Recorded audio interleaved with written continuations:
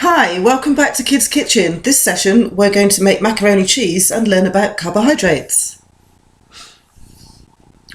I'm going to give you a fairly basic recipe, but macaroni cheese is another great way to use up anything that you've got left over in the cupboard. I'm going to use these green beans, which I picked from the garden. And the sauce, again, you can put anything you like in it. Garlic, mustard, herbs, salt and pepper, anything you like to make the cheese sauce just how you like it. So it's a very flexible recipe and it's very simple and easy to make.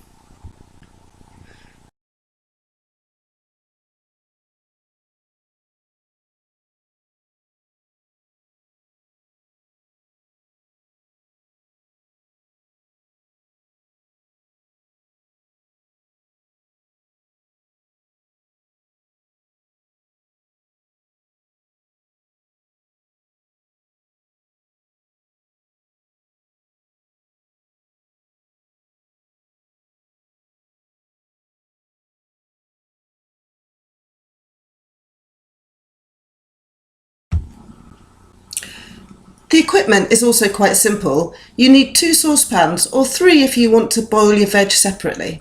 You can use a frying pan if you want to add any ingredients like courgettes or onions. You'll need a cheese grater and a stirry thing like this, or a wooden spoon. Some people use a whisk for the sauce, but I never have, so I'll stick to this. You need a knife to chop your veg or your garlic if you're going to use those things, and you'll need a baking dish to finish it off in the oven or under the grill. You will save electricity if you use the grill, but you just need to make sure that all your ingredients are hot before you put them all together, and then it's going to help if you put your baking dish under the grill or in the microwave to warm it first. So your basic equipment is this.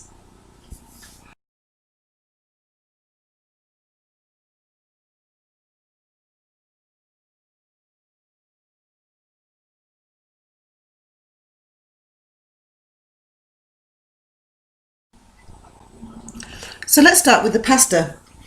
First of all, you need to bring the water to boil, and then once it's boiling, put your pasta in.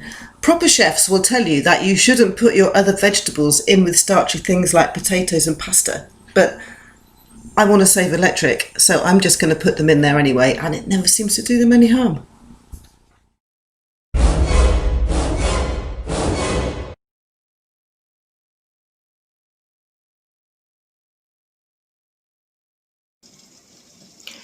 You can also save a lot of energy by popping a lid over the pan whilst it comes to the boil. Once it's going nicely away like that, we can add our pasta, wait till it comes back to the boil, and then we'll give it a stir and turn it down. Here it is boiling away. We don't want it to stick to the bottom, so we're going to give it a stir and then turn the power down. We only want it really to, well, boil gently. And then I'm going to add my beans, and that'll take about 10 minutes to cook. So whilst we're waiting for the pasta to cook, we'll start with the sauce. You do need to pay a bit more attention to the sauce, but it's worth it. Melt your butter in a pan on a low heat. I like a couple of cloves of crushed garlic in my sauce, so I'm going to put them in now so all the flavour comes out into that butter. Now my butter has melted nice and softly, and that's just a bit of garlic you can see there. So I'm going to add the flour and stir it all together. Now it's pretty important to cook this for a couple of minutes, otherwise you'll just get a really floury taste in your sauce. This mixture is called roux, R-O-U-X, roux, I guess that's a French word. And you just need to move that around and cook it gently for about 2 minutes before we add the milk. Now you can see that my roux has thickened up a little bit. Adding the milk is a bit of a crucial point, and I always take mine off the heat so that it doesn't start boiling away too quickly. You must add your milk a little bit at a time, and it helps if it's very cold. So let's start. I'm going to add about 1/3 of the milk, and then pretty quickly start working it in with my stirry thing until there are no lumps left. This is quite a crucial moment. Make sure all those lumps have gone before you add the next bit of milk. And now I've got all those lumps out, I'm moving it back onto the heat and adding the rest of my milk. Make sure it stirs through thoroughly.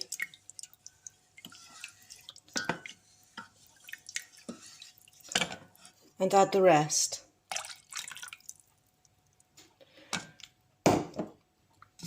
Now is also a good time, if you like, to add some seasonings, like some herbs or salt and pepper or anything that you like. I'm going to add a little pinch of salt, because remember, salt isn't very healthy, and a little bit of mixed herbs. There we go. Now you might want to just turn your sauce up a bit for the first few minutes, just to get that milk to warm through. But don't just go off and leave it. You need to keep watching it and stirring it every minute or so, because after a bit you'll realise that it starts to go a little bit thicker on the bottom of the pan.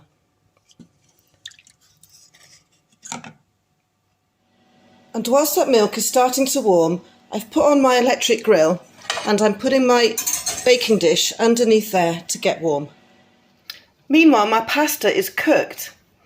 So I'm going to strain that through the colander and then put it back in the pan with a lid on to keep warm. There it is, my lovely pasta. But I want to keep it warm if I'm going to cook under the grill. So we'll tip it back in there and put that lid on and turn the handle to the side and leave it like that just for a minute or two. Now my milk is warming up. When this starts to happen, turn it down to a medium heat, and you just need a little bit of patience whilst the sauce cooks.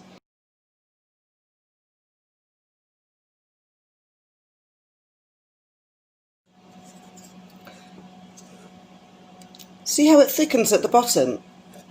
And there's always a bit of stuff like that. That will burn and stick if you're not careful. So leave it for not more than 30 seconds at a time really, and then stir it again and make sure all this stuff at the bottom gets mixed up into the sauce. You don't want it to boil.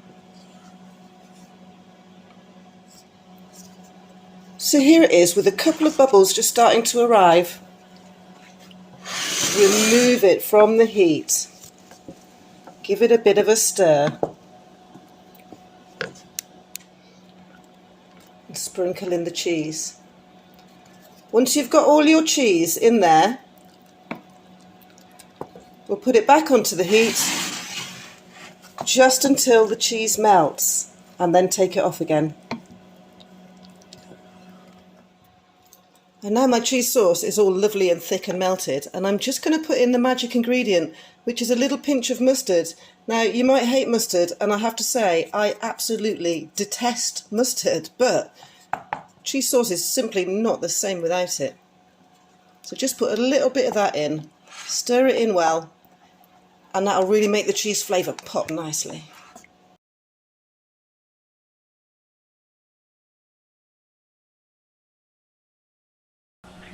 So here's my nice warm dish. Remember to be careful, do not burn your fingers. Put in my pasta and beans. Hear it sizzle on that hot dish there. But that just means that if you put it in a cold dish, you see, this is going to make it really cold and it won't be warm through when you come to eat it. Right, pour on the sauce.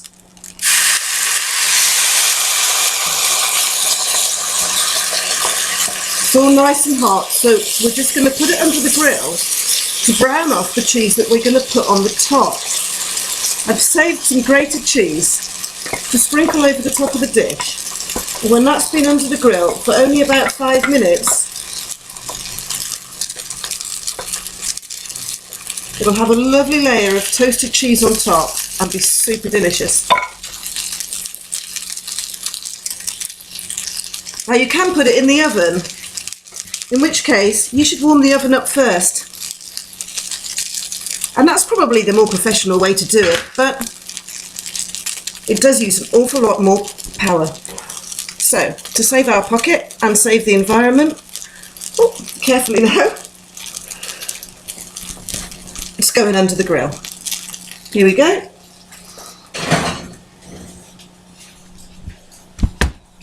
And so now it's time to talk about carbohydrates.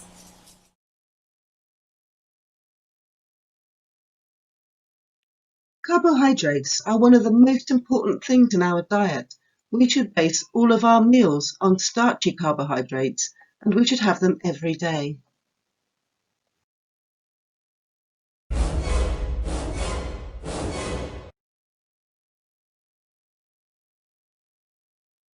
Carbohydrates are a molecule.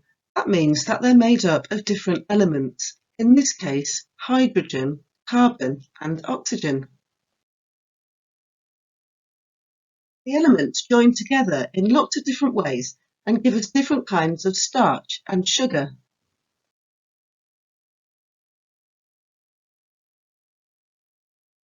So this means that carbohydrates are in an awful lot of the food that we eat, and this is where we get most of our energy.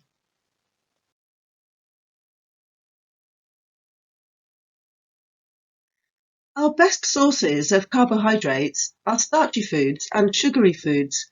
We can get a little bit from fruit and veg, but mostly from potatoes.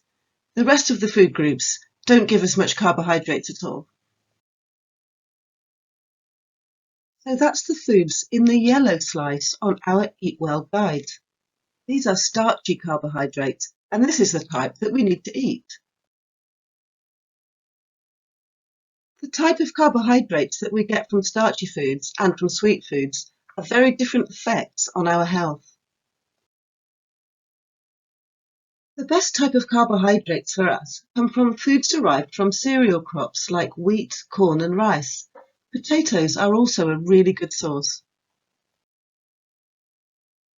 Carbohydrates that we get from sugar do give us energy, but these foods are so bad for us in so many ways, we really shouldn't eat much of them. Our bodies turn carbs into a special kind of sugar called glucose. This gets into our blood and is pumped around all the different parts of our bodies.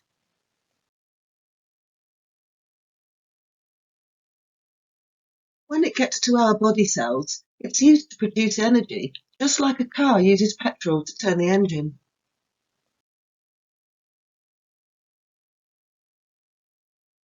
You need energy all the time, even when you're sitting down watching a video.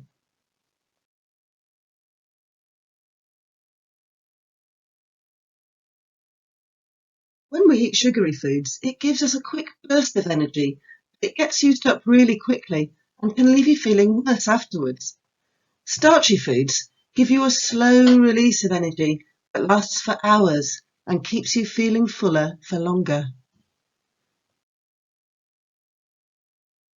So that's why we should base most of our meals on starchy carbohydrates. This is why the yellow slice on the Eat Well guide is so big.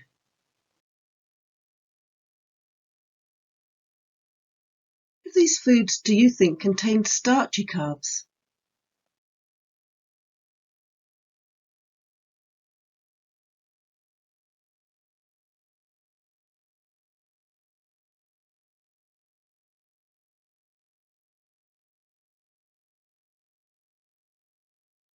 So check out this quick recap and then we'll get on with the recipe.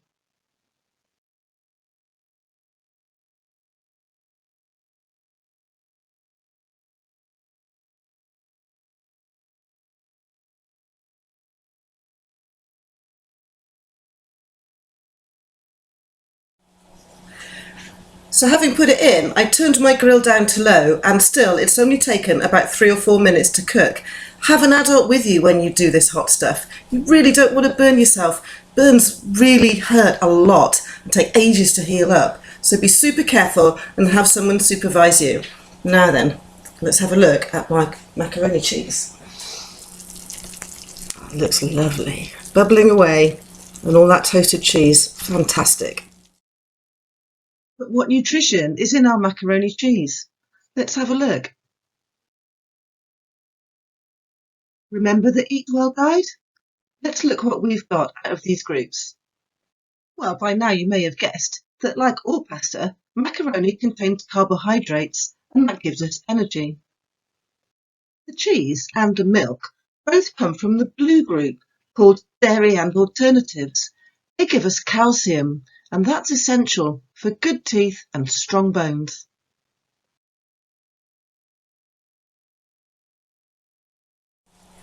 Now this is quite a lot of macaroni cheese for me. There's only me going to eat it. I could feed 2 or 3 people from this huge dish. But don't worry, because you can put it in the fridge and eat it tomorrow, or you can put it in the freezer and eat it in a few weeks' time. It's up to you. It keeps quite well, so don't waste any, because wasting is bad. So that's it for this time. If you have a different way of cooking it, or if you cooked it and you liked it or didn't like it, feel free to put a comment. And maybe you could think of something I could do with my leftover cheese. Any recipe suggestions are very welcome. See you next time.